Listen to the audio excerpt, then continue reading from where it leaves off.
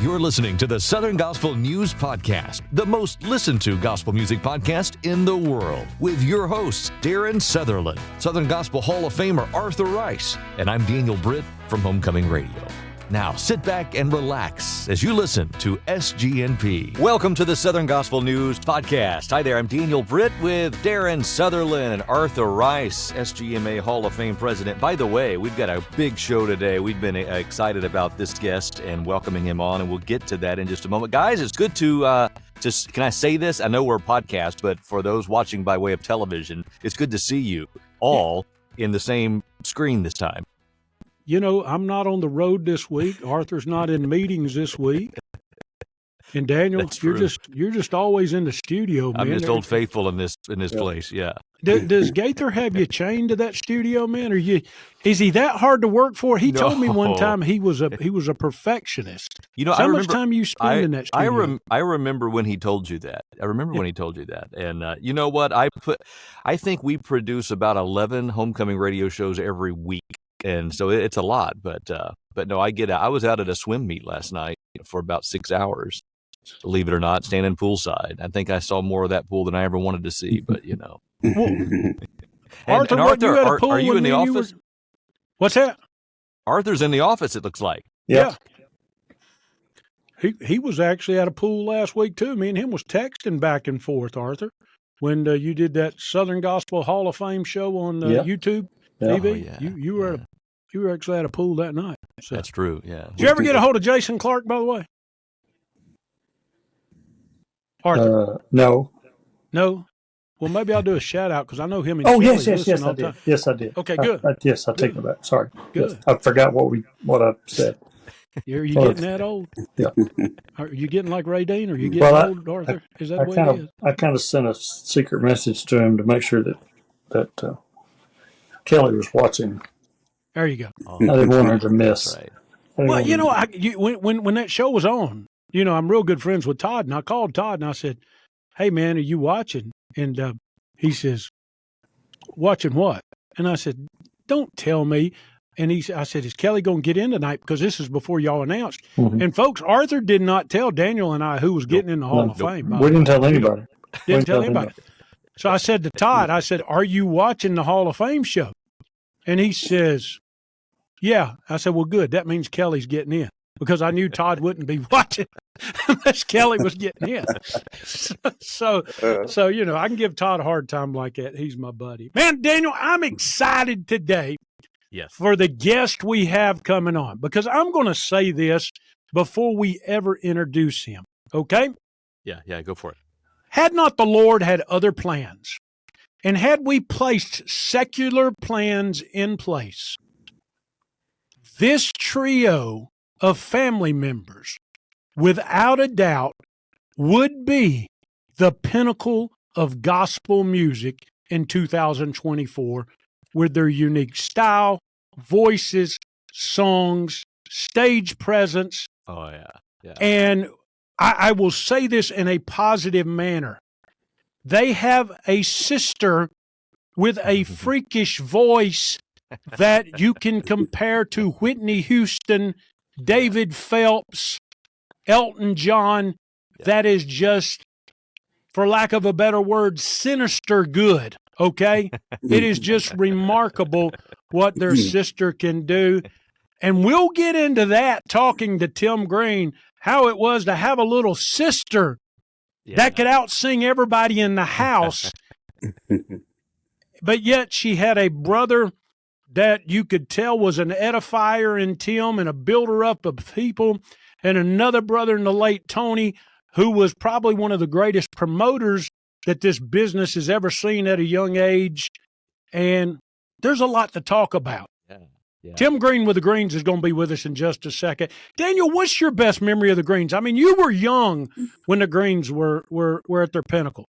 Yeah, and I remember getting a hold of a project by the Greens and just thinking, my goodness, I need more of this. And so then I started collecting more of their albums, and with some personnel changes along the way, but they were all good. I thought this is one of those groups that is, what do we call, that has an alumni, if you want to say, the people who pass through that. So you've got the core family, those that carry the name, obviously, but then you had those that came through that left certainly a mark and went on to do great things.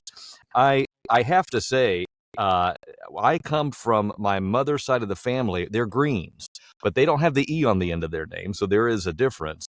But I don't know that this world is big enough for two Everett Greens, but there's two Everett Greens in my family. And so how cool is that? And so we're going to dive into some of that too, not only with the name, but the music. Obviously, the music will go down in history as some of the best family harmony. Arthur, with the Kingsmen, when you first heard the folks up the road in Boone, North Carolina, and you were down there in Asheville with the Kingsmen, or when did you first hear the Greens? Were your family group then? Had you already joined the Kingsmen? Were you with Squire? Do you recall when you first heard these kids? No, I was with the Kingsmen when we first when I first heard them, and of course Everett was there, and Tim and Tony. Of course, they were all young, and Kim, and I guess you guys had really just kind of started coming on. About that time, it would have been 84. So I think you guys were just kind of just really kind of catching on, and people were really starting to grow that fan base. Well, Daniel, let's go ahead and take a break, play a Green song, bring Tim on the show, and let him answer all these wonderful questions we're throwing out there today. Is that cool? Well, yeah, it's a little bit unfair. He's in the green room just ready to jump in here because I can tell he's got some things he wants to say. So we're going to come back with Tim Greene in just a moment. It's our guest today on the Southern Gospel News Podcast. I always like to remind you to make sure, no matter where you're listening right now, that you take a moment, check out the Facebook page, like it, see what's happening there, and go deep into the archives of all the great guests we've had at southerngospelnewspodcast.com. Straight ahead, Tim Greene on SGNP. Don't miss it. A lot of people say that the blood's a controversial issue, but you see, there's life in the blood, and I want to sing about it tonight. When Jesus Christ was crucified, he was placed in a tomb, but on the third day he arose, and I believe that he went before the Father, and he took that blood and he said, Lord, this is for everyone that believes upon me. The sacrifice has been made. And I'm thankful now that when I knelt at the feet of Jesus, that very same blood fell upon me. Sin is a captive, it binds and it holds. Satan will try to abolish your soul. There's only one hope for your destiny, and that one hope is found when you're down on your knees. When I knelt, the blood fell. Sin lost the battle, the Lamb had prevailed. What made all hell tremble, rang heaven's bells. When I knelt, the blood fell. Listen to my favorite verse now. After resurrection, Jesus went to the throne, presented his sacrifice to our God alone. Father, it is finished, he proclaimed.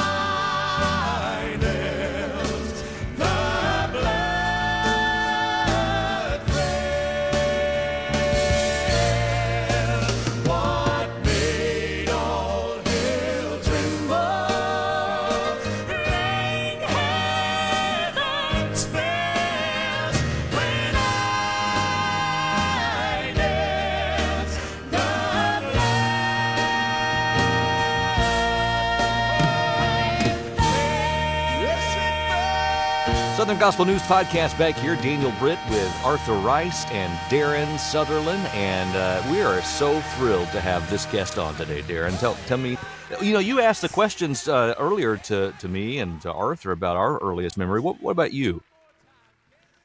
I was at, Tim will remember this. He won't remember me, but he'll remember the church, I'm sure. I went to church in Marietta, Georgia at Central Baptist Church. A guy named Tony Peace, who later was with Palmetto State and some other groups. I mean, one of the best local choir directors. I still tell Tony to this day he was a better choir director than he was a quartet man, okay? And Tony brought the Greenes in, and, man, here's this big chunky guy like me, Tony. I mean, getting up there tearing the house down. Here's a good-looking young man that all the girls just loved named Tim. And here's this beautiful girl that basically sung notes that nobody else had ever sung before. Okay? Yeah. And she was hitting heights. And I saw them at Central in Marietta. And then they were, I think, at the Cobb County Civic Center later on with the Inspirations Homecoming or something. And Morning View Baptist Church. They got pretty big around the northwest Cobb County area, and I would go see them, and I just thought, man, and then all of a sudden I hear the girls marrying Dean Hopper, and I'm saying, somebody just stole their money. Somebody just stole their money. But I mean, anyway, that Tim, I'm being honest, my friend. Thank you for joining us. Daniel asked me, so I had to tell the truth. Yeah. Tim Greene. Hey, guys. Hope you're doing okay today. Yes, sir. Yeah, absolutely. Wonderful. Very good. Yeah. What are you doing nowadays, Tim? I mean, you singing much? I know you preach, but what are you doing? Yeah, I'm pastoring a little church in Ruffin, North Carolina right now called Victory Church.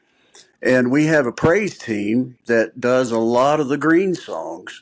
Mm-hmm. And we've actually been going out doing some different services at different churches around North Carolina, doing Saturday nights and Sunday nights and that kind of thing. So I'm scratching the itch a little bit, continuing to sing some, but still writing songs and working in my recording studio at home and just enjoying life right now. It's a good time of life. That's good. That it is. What started the Greenes? I know your dad loved gospel music, was a piano player. What got you kids started? And I say kids, we're all grown adults past 50 years old now, except Daniel. But when we first saw you, Arthur and I, you guys were probably, you were in your early 20s, I'm sure, if not in your late teens the first time I saw you. Arthur, how old were they first time you probably saw the Greenes, you think? Like early 20s, I guess. I think Tim and I are close to the same age. And so it was 84, I guess, the first time I'd seen him, heard him. And of course, Tony was, 12, 13, going on 45. That's right. That's a good way to put that. We started in 1979, and it just really started with Kim. She would go around the house singing all the time, and Dad was singing with a local quartet, and he just thought one day, hey, this girl can sing. So he started putting us up beside him on the piano stool and started playing some songs, and we started singing along, and Tony and I started hunting some harmony parts, and before too long we were asked to sing at some local churches, and it seemed that people really enjoyed it. So we started into the studio and did our first little record, and Charlie Burke of the Singing Emergence was a good friend of my dad, and he heard that record that we did, and it had Jeff Gibson's song Gloryland on it. And he told us that we ought to send out a single to radio with it. He thought it was strong enough to do that. And we didn't even know what a single was. We didn't have a clue what he was talking about. So he helped us out, and we produced a little single and sent it out, and it made the top 40 chart. And because of that, got asked to sing in Oklahoma with the cathedrals one night, and that opened up some doors for us. And it just started going from there, Cool. Hey, let me ask, because you mentioned Kim, and Darren alluded to Kim, and so you kind of answered my question a little bit there, that you were hearing her sing around the house, because sometimes talent isn't instantly known, as far as maybe they're timid, or maybe it's something that's honed a little bit. So it sounds like she was singing maybe from childhood, right? But Oh yeah, yeah, absolutely. and I know this music is very fond to look back at the old singing school days. Did you guys have any kind of training like that, or was it mainly just in the church world combined with this natural singing around the house kind of talent? Well, we sang a lot with our church choir, and Kim was featured at a very early age with the church choir. She was probably 5 or 6 years old when she started doing that. And we had a choir director that was very helpful in helping us with harmony parts and trying to figure out how to sing songs, and which way to do them, the arrangements and that kind of thing, that we didn't know what we were doing. And they were a huge help at the local church. Yeah. But yeah, we knew at an early age that Kim really had something special, and we wanted people to hear it for the glory of the Lord. Okay, so pause tape. There's a PSA. If we could insert a public service announcement right there for the local church, and bringing up, even just the training part, okay, Right, of right. church music and kids. Darren, you know what I'm talking about. Well, Okay. Arthur's a minister of music like me, and Yeah. the fact is, it's not taught in school anymore. There Right. was No. once a time when all four of us would go to elementary school, and we may be singing "Twinkle Twinkle Little Star," but we would all learn parts singing Mhm. "Twinkle Right, Twinkle Little right. Star" in the Yeah, third sure. grade. Yeah. Yet now, even when we had Mac Powell a third day on, and this is a guy that's won Grammy Award after Grammy Award. You ask him, you say, "Mac, where'd you learn to sing?" And he said, "Church choir in Cullman, Alabama, when I was coming along." And this is a guy that Yeah, wrote more praise songs than anybody in America. Yeah. You know what I'm yeah. saying? And that's where he learned it. Yeah, So no doubt. it's good stuff. Daniel alluded to it. We don't want to make this the Kim show. We've already patted her on the back enough, Tim. And she'll Okay. appreciate that when you share this with her. And hopefully we can get her to be a guest on here one day. But Tim's an excellent writer, okay? Yeah, Tim, yeah. when did you find that you had that gift? And when did you really start penning songs for your group and others? Well, I had a song on our very first album um, called Jesus Saves. And it was just a real simple thing with the acoustic guitar. And after that, I really just had an interest. I didn't think I would be any good at it, but I had a big interest in it. And I just started trying to develop it from there. But when I really got into it a lot was when I met Phil Cross. Phil and I became friends right around the time that we recorded Miracle in Me, which was right about the time I met Arthur, I think, in around Mhm. 84 or so. Mhm. And we met at Phil's church where he was the choir director. And we went over some of his new songs on the piano, and we went over a couple of my new songs. And Phil and I just formed a relationship where we kind of enhanced each other's writing, I think, and tried to encourage each other as we would Wow. write. And we wrote some songs together, and we just had a great time. But yeah, probably around 84, 85 is when I really got serious about writing. Cool. That's awesome. With that, go ahead, Arthur. I'm sorry. No, I was just that's and that song was one of the ones that really put you guys on the map. Really, That was our first, what I call big song, Yeah. that really hit the top of the charts and got people calling on the phone for us to come sing, and just opened up a lot of doors for us. It's amazing what one song can do. Yeah, it is. yeah, no doubt.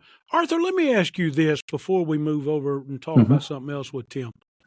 What was the reaction from other quartets and personnel to the Greenes when they first heard them? I know you guys as quartet men stand off to the side. You're at the record tables. You're seeing these new kids come up. They're young. Anytime you see somebody young, even in today's world with people that are young, you take special note of who they are. Mhm. What was the reaction you can remember when you've got this girl singing Miracle in Me and these two guys next to her harmonizing extremely well? And just putting it all together. What was the reaction? Do you recall? Well, of course, then, at that time it was exciting because, you had all these new groups coming on, not only the Greens, you had the Martins were the same way, they're just kids, kind of came. In fact, I think one of the first times we worked with you guys, Tim, and the Martins was up in was it up in Virginia or somewhere? It was an outside thing, and I think it was one of the first times the Martins had ever sang out. I mean, it was, they're just teenagers, Yeah, it and might have been Watermelon Park. I believe it was Watermelon Park, exactly. Yeah. And that it was exciting to see them, and especially when they had such great songs, because it was a kind of a it was a time when our music was really growing. It was expanding quickly.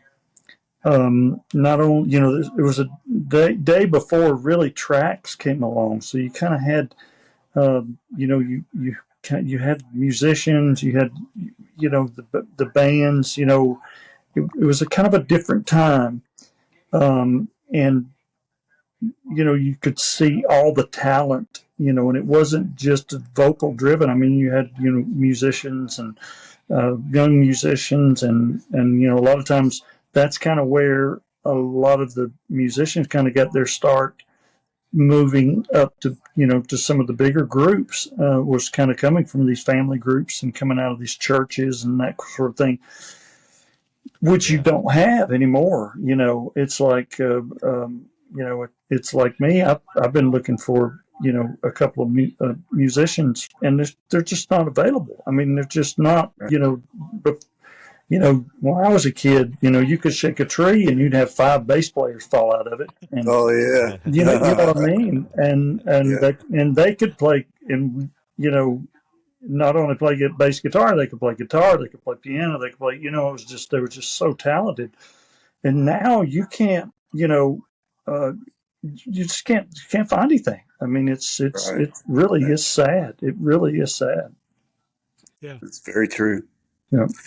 Tim, tell us, we're going to fast forward. We could sit and break down the Greens for 2 hours and not get the whole story told. But a lot of people don't know your testimony and what happened to you physically and what you went through. And friend, for lack of a better word, we almost lost you. If could you tell that story to our listeners? Because a lot of Southern gospel fans don't know that story. Oh, They no, just a partial know- story. Yeah. Yeah, Right. they just know that Tony passed away, Kim went to the Hoppers, and Tim went to preach somewhere. That's what I hear when I ask Right. about the Greens. Right. But more than that really happened in your life. Would you mind sharing that with us?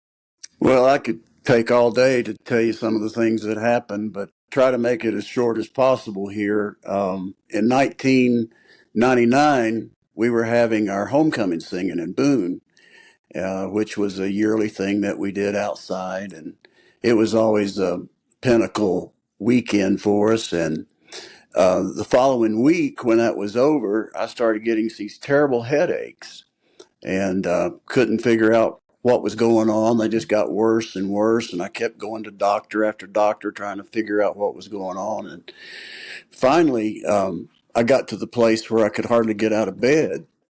And a friend of mine in Atlanta had told me about a doctor there that might be able to help me. He thought maybe it was an environmental issue. So my family loaded me up and took me to this doctor in Atlanta, and he was the first doctor to actually run a scope up my nose and into my sinus. And he just backed up against the wall and he said, "Man, you're full of mold." And we had no clue that mold could even be a problem, could even make you sick. But by the time they found it, it was already in my sinus, it was in my lungs, it was in my bloodstream, therefore it was in my brain. And that was starting to cause me to shake profusely on the right side of my body. And within another 3 months, I was in a wheelchair and couldn't walk. And so they sent me to a clinic in Texas, an environmental health clinic, and I was there in and out for about 2.5 years or so, and had several doctors there in Texas tell me and my family that there was nothing else they could do, that nature was going to take its course and I wouldn't be here any longer. But I'm glad Dr. Jesus had other plans in mind and Yes, brought me sir. through it. But I was sick for 9 long years. And after those 9 years, I was driving my car one day out to the pier at the beach. I was living down at the coast. The doctors thought I could breathe better down there. And so I thought, while I'm here, I'm going to write some songs. So I went down to the beach with my guitar and my Bible and some paper and a pen and thought I'd write some songs that day. And while I was down there looking at the ocean, the Holy Spirit just kept telling me to turn my Bible to 2 Kings chapter 5. And I couldn't even remember what 2 Kings 5 was, but I turned it over and started reading it. It was a story of Naaman, the leper, how he went into the water and washed 7 times and was made whole. And after I read that scripture, the Lord just really spoke to my heart so clearly and said, I'm going to send a preacher to baptize you in this Atlantic Ocean you're looking at 7 times like Naaman. And you're going to be whole. You're going to be well once he does that. And I thought, Lord, that's wonderful, but there ain't nobody going to believe this one, you know. And sure enough, I'd tell people and they'd look at me like I was crazy. But I thought God would send that preacher, you know, in a week or two. Well, a month passed, no preacher called, no preacher came by. 3 months passed, 6 months passed, and my health started getting worse again and back in a wheelchair. But one day when I was driving my car up to Wilmington, North Carolina, after we had lost our house and our cars and everything because of the sickness and the expense of the sickness, um, I thought I saw a preacher's face in the windshield when I was driving. I know that sounds really strange because it's strange to me to even think about it. But the preacher was Larry Walker. He's a preacher from Winston-Salem, North Carolina. I had known him for years, but I hadn't seen him in about 7 years, hadn't talked to him. And I thought, well, why has the Lord reminded me of Larry? And so I just pulled the car off beside the road and I started praying for Brother Larry. Thought maybe that's what the Lord wanted me to do. And so I turned around and went back home. And when I walked in the house, immediately the phone started ringing. And I went over and picked up the phone, and guess who's on the phone? It's that preacher, Brother Larry Walker. And I said, Brother Larry, this is awesome. I can't believe this. He said, what do you mean? I said, well, I just saw your face in my windshield about 25 minutes ago. He said, that's crazy. He said, I'm driving in Winston-Salem, North Carolina, and I just saw your face in my windshield. He said, I just had to call you because I've got a question for you, and you're going to think it's strange, but I'm going to ask you anyway. And I said, what's the question? He said, I feel in my heart I'm supposed to come baptize you in the ocean 7 times like Naaman. And he said, would you allow me to do that? And I said, how quick can you get here? And he said, I'll see you Sunday morning. So the following Sunday morning, he and his wife showed up and we went to church together that morning. And while we were in church, the devil started on me like he always does, tell me that everything that I was doing was crazy and that nobody was going to believe it and it wasn't going to do any good. You know how the devil will try to discourage you. But the preacher got up and he said, folks, your pastor's not here today. He's sick. And I don't know what he was going to preach on, but he said, the Lord gave me this sermon last night so strong. I know it's for somebody in this room. He said, open up your Bibles to 2 Kings chapter 5. I want to read you the story of Naaman. And right there immediately, I knew that God had ordained what we were doing and we were doing the right thing. And I looked over at my wife in church and she had both hands up in the air and tears pouring down her face. And needless to say, when church was over, we went straight to the beach for baptism. And when he put me in the water the first time in, I thought I was going to freeze to death. They said the Atlantic Ocean was 53 degrees that day.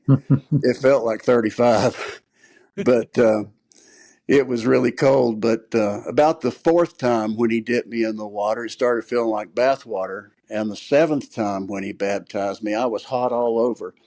And I came up out of the water and I shouted, "Hallelujah, praise the Lord." And when I did, there was a little Spanish lady standing there about 5 feet tall, and she stuck her finger out and pushed it in my chest. And she said, "Tim Greene, receive your healing." I'd never seen her before in my life and haven't seen her Wow. since. But, ever since that moment, I've been fine. The Lord just took away all the mold from my body, and I've just been a new person ever since. And I just thank the Lord that I'm able to keep writing and singing some on the side, singing in my studio, and just trying to continue to work for the Lord. Wow. What a great testimony. And That's awesome. I love it when God does stuff that can't be explained. yeah, That's right. Uh, Absolutely. Yeah. He's brought me through Tim, so much. Tim, let me say this. And Arthur, we've done 180 interviews, but it's stories like that right there is why we do these interviews. Mm-hmm. We cut up a lot. We make jokes. We talk about funny things that have happened on buses with groups and why people write songs and silly things different artists have done. But it's stories like this right here that keep me coming back in this studio and sitting down and feed me for the next day to see how a man that some people, and you know how this works. There's people out there that deify you gospel singers, okay? Oh, yeah. They put Yeah. you guys up on pedestals that you don't deserve, and it's unfair to you. But then we see things that you go through, that they go through. I never will forget. And Tim, I honestly believe we'll hear another story about this. And Arthur, you'll remember this. Squire was on with us one time, and Squire got to giving his testimony and talking about something. And it wasn't a month later that Arthur and I got some emails from a guy that said, "Hey, man, I was driving a truck, and I heard Squire's story, and the Lord spoke to me." And that's what's great about these podcast things. They'll last forever. In 20 years, somebody's going to hear this story, and this story's still going to be a bomb, a coolant to somebody's life. And thank you for sharing that and just being blunt and transparent. I mean, I'm a P1 gospel fan. Daniel's with Homecoming Radio. Arthur's the president of the SGMA. Guys, have y'all ever heard that story before and those details? No. We need more stories like that in gospel music. Yeah. We need more victory like that. Yeah. Because what we're doing is lifting up the best music, but lifting up the King of Kings. Yeah. So, man, I just can't go on long enough pouring it out and telling you about it. And I need to just hush because y'all know me. I could talk all day. Daniel, what you got? Come on. Oh, well, I have to say probably one of the, this was long before I ever moved to North Carolina. I was traveling through, and I must have been in the Greensboro area, and I remember being at a gas station, and I was filling up with gas, and I was messing with my radio. And on the radio, I'd found Joy FM, and the Greens were in the studio with Wanda Taylor and Rodney Bauckham, and you guys were just telling stories. But it was done in such a way that I thought this was nowhere on my radar that I'd ever be in North Carolina working, much less at that radio station. But I thought, now that's the way to bring the humanness of the singers into everyday rush hour. Right. Just telling these kind of stories. I mean, of course, with Tony, they were funny stories too, but stories that could change a life. And of course, once I then, as the Lord would have it, make the way, and I came to North Carolina and was at that station, Wanda was telling me stories about Tim and stories about Tony. And of course, up and down the road and the highways of North Carolina, you had those two common denominators, the Greens and the Joy FM radio station. So Right. That's good, Tim. That's good stuff. If I had to identify, you correct me if I'm wrong. You've got the skill of songwriting. Of course, we know Kim's got that vocal talent that's just, once in a generation. And then Tony had this MC work that will be, unmatched to this day. That right there, if you want to call that a triple threat or whatever, I mean, you guys had the corners, the three cornerstones of a I guess you'd call it a three-legged stool, what you guys brought to the platform, man. Yeah. You think that was part of the success? Yeah, it really worked. I think Tony had a huge part in the group's success just because he had that gift of being able to communicate with people that Kim and I didn't have. Tony knew how to get down where the rubber meets the road with people, and he knew how to convey what was on his heart and at the same time do it with humor. And people loved it. A lot of times people came to hear the Greens just to hear what Tony was going to say next, you know. Oh, so yeah. it made a big difference. Yeah. So building on that comment that Daniel just made, okay, so you're mid to late 80s, and here you are, you've got this incredible group that's coming on that people are loving. You got hit after hit, and then all of a sudden Kim is marrying Dean Hopper and she's leaving. What's going through your mind at that point? What and my question to that, I've got an answer to that. So, but what is going through you Well, guys' mind at that first, point? the first thing that went through our mind was we're finished. You know, Yeah, we can't go on another mile without Kim because she's such an important part. But you know, as we prayed about it and thought about exiting gospel music and the ministry, Tony and I just came to the decision that God wasn't finished with us yet, and that there was somebody out there to help us continue on doing what we were supposed to do. And thank God, Kim had heard Amy Lambert sing somewhere, and she told Tony and I one day, she said, "You ought to call her and have her come try out because she thinks that she's going to be something special." And sure enough, the first time we heard the first few lines come out of her mouth, we knew that she was Greene material, and yeah, she could carry the mail pretty good. We were yeah. excited to have her.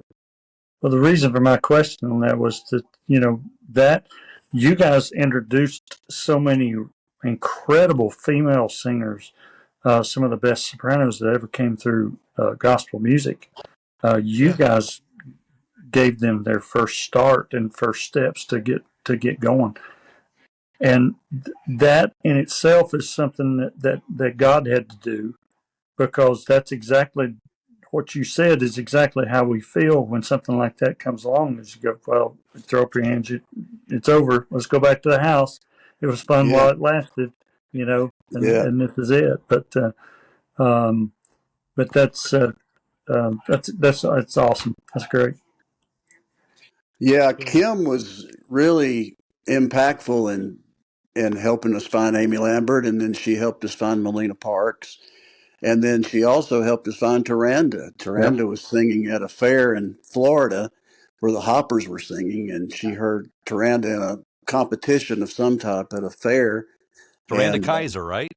Taranda Kaiser, yeah. Yeah, yeah. And so thank the Lord Kim didn't totally forget about us. You know, she helped us find some ladies that could sing and continue on the ministry. And we were Okay. very blessed to find some good ones. Tim, I'm going to ask you a question nobody's ever asked you. Okay. They may have.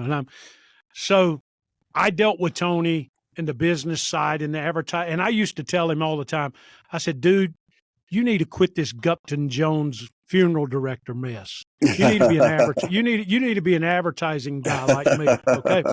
You could do this. You're a better pitch man than you are an undertaker. Okay. Yeah, yeah. When Kim came to you guys and said, I'm getting married, I'm going to join my husband's group, did Tony ever try to sell her and say, no, Dean needs to join the Greenes and come with us?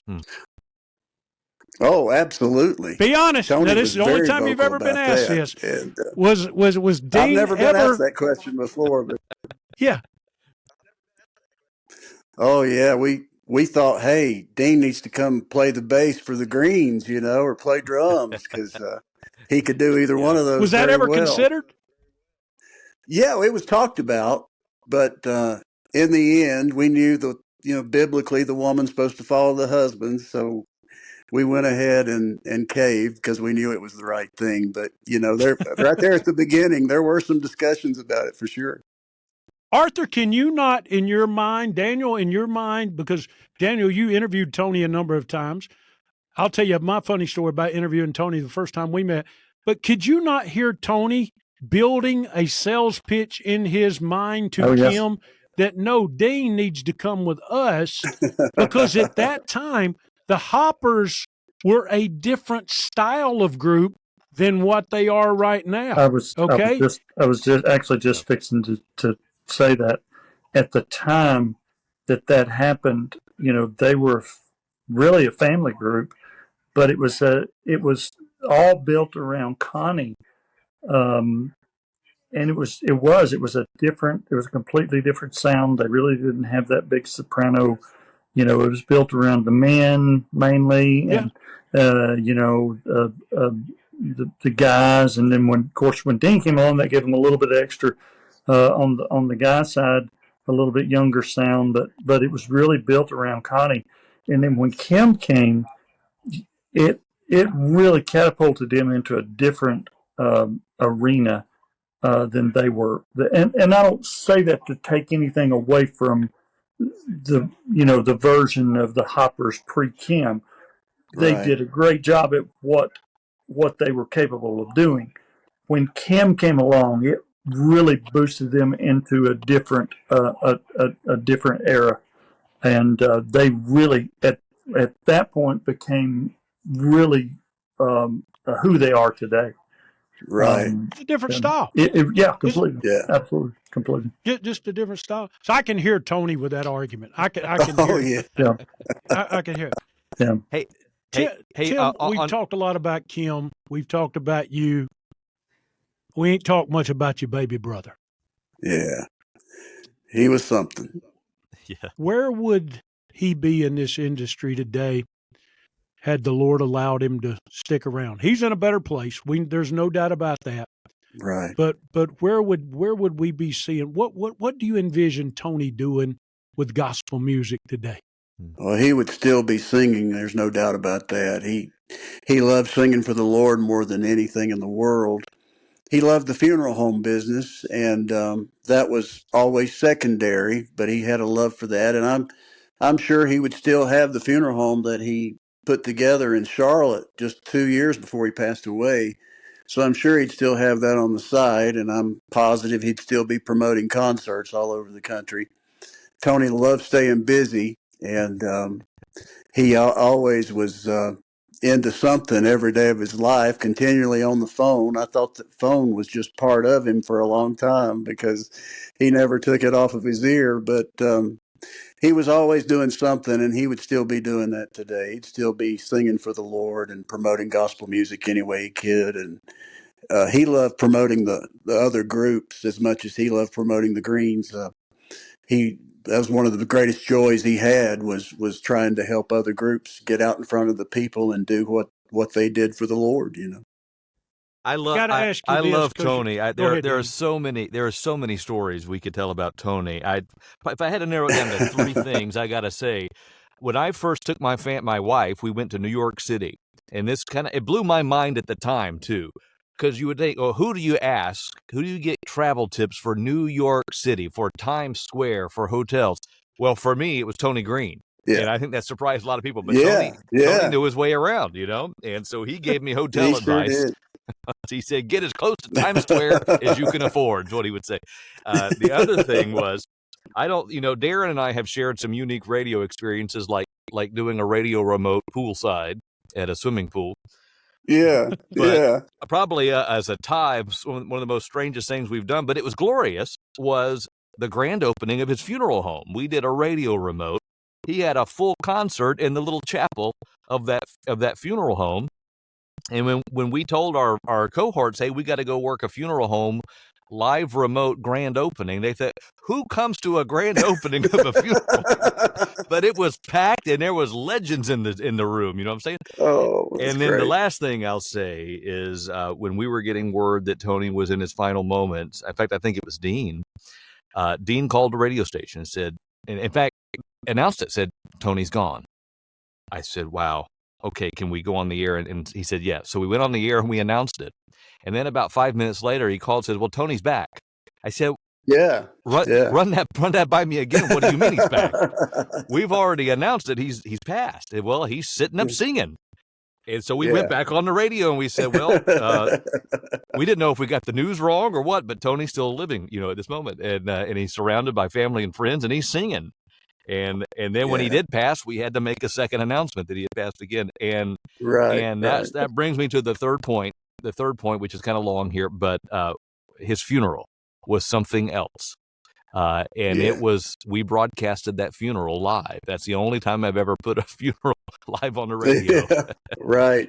And I remember like it was last night, just before the funeral started, I was in the men's restroom and I believe it was Michael Booth of the Booth Brothers walked in. If I'm not mistaken, I believe it was Michael. May have been one of the Triumphant guys, maybe both.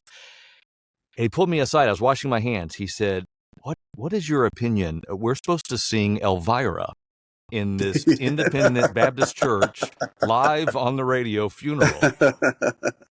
And I said, whoever's Michael, I said, well, my opinion is you can't argue with the dead man. If that's his wishes, I think you go with it. Yeah, that was Tony's request that be sang at his funeral, and I thought it was great that they went ahead and went with it, But that was Tony. I was thinking about him a minute ago. We were in Arkansas before there was cell phones, and we were singing somewhere out there on I-40 somewhere, and we got to Little Rock at the truck stop in the middle of the night one night, and we got some fuel, and the driver assumed we were all in the bunk asleep. Well, after he gets the fuel, he heads on down the road. We get about 100 miles down the road, and we get pulled over by a highway patrolman. And the highway patrolman comes up to the front of the bus, and he goes, "Sir, are y'all missing anybody?" And he said, "Well, I don't think so, but let me go check." And he went and checked, and sure enough, Tony wasn't in his bunk. So he came back and tells the highway patrolman, he said, "Yeah, we're missing somebody." He goes, "Well, his name's Tony Greene, right?" He said, "Yeah, it's Tony Greene." He said, "Well, he's waiting for you back at the truck stop." So we turned around and went all the way back. And I don't think Tony had ever been that mad at me in his entire life, because when I got there, he was standing in the middle of that truck stop with his pajamas pulled all the way up to his chest and an old T-shirt on, and had on some Bullwinkle bedroom shoes right in the middle of the truck stop. And you can imagine how he felt being left like that in the situation he was in. So he didn't like me very much for a couple of days after that one, but that was always one of my favorite memories of Tony. That's hilarious. Arthur, you're a quartet man. I know you got a Tony story you can share with us, or maybe not. What do you got? Oh gosh, there's so many, because we worked with you guys a lot there for several years. I don't know. It's hard to narrow it down. He was just a funny guy. Yeah, he really was. Couple more questions, Tim, and we'll let you get out of here. And I got to tell you my funny Tony story first. I was doing a show in Atlanta when Daniel and I were working together for Salem, and the Big Fish was our, contemporary station next to us, 104.7. And I had went to Jubilee out at Floyd Road Baptist Church, where Taranda's grandmother was a member in Austell, Georgia. Okay. And they Tony and him had been singing there on Monday night, and I met with Tony and I said, "Hey, can you drop by the studio tomorrow in Buckhead at 1:00 and come on the show?" And he said, "Yeah." So here I'm announcing it, or I said 2:00, I forget. So the whole 1:00 hour, "Hey, Tony Greene's going to be with us next hour. We're going to take live requests, da-da-da-da-da-da." Daniel, you may remember this or may not remember this. 1:00, we start announcing it. 1:30 comes, we're building it up, playing Green songs the whole way through. 2:00, Tony's supposed to be there. He's not there.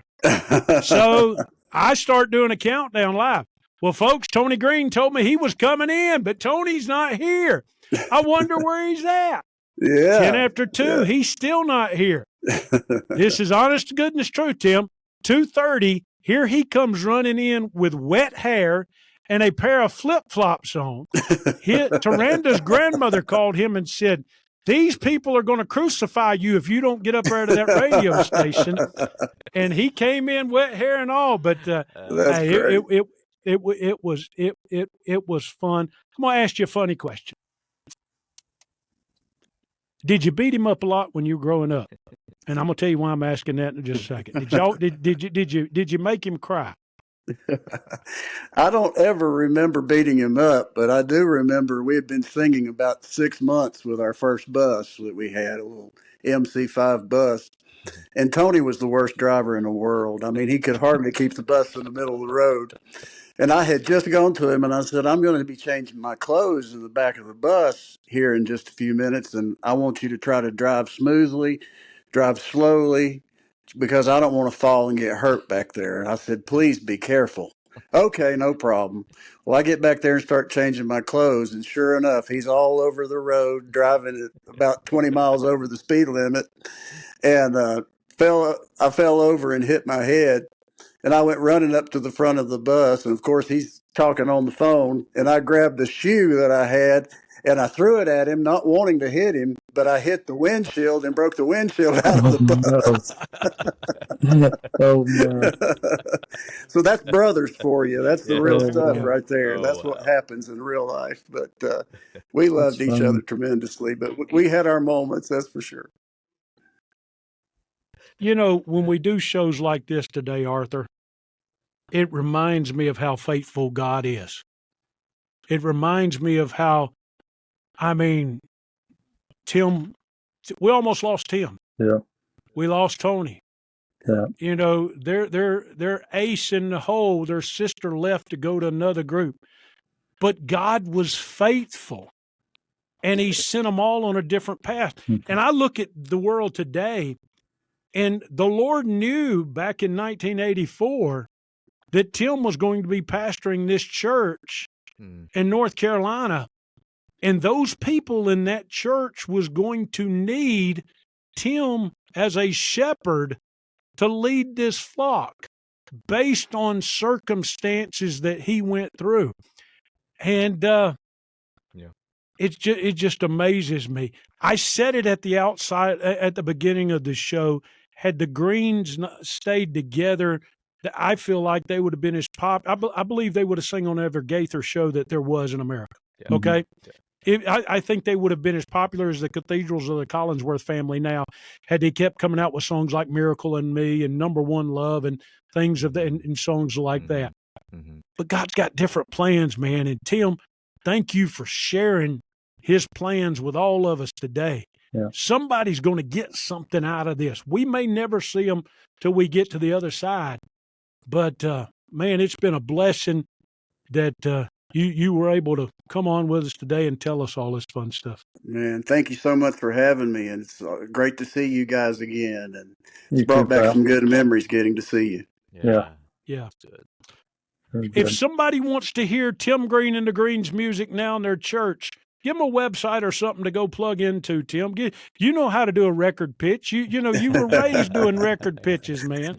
Okay? Well, you did them more subtly than your brother. Your brother would stand there, I got 5 for $10 just tonight at this special. Hang on, let me ask one question. Let me ask one question before we get going, because this is goes right along with that. You know, NQC, nobody does a record pitch. Nobody. Right. Nobody in the world does a record pitch except for Tony Greene. How much flack did you catch off of selling those Afghans? Hey, Tony could get by with anything. You know that. And, I never will forget that. We're all standing around with our jaws on the ground. We couldn't believe he had the guts to do that. Stand up there and sell those Afghans. That's right. Tony could get by with about anything. Man, sure. He had that personality. Yeah. He really did. He told me one time, Tim, how close was this to happening? Gaither comes out with the video, okay? And it's all anybody's talking about was the first and second homecoming video, okay?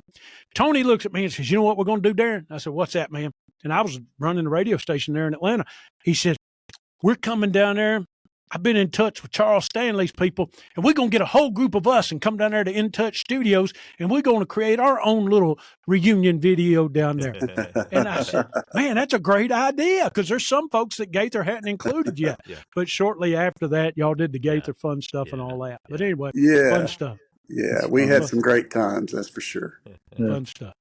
Tim, how do they get a hold of you? If you what's your website? If they want to hear you preach, they want to hear you sing, how do they do all that? Tell the fans It's how to do best that. just to go to victorychurch.org, victorychurch.org. Phone number's 910-380-1148.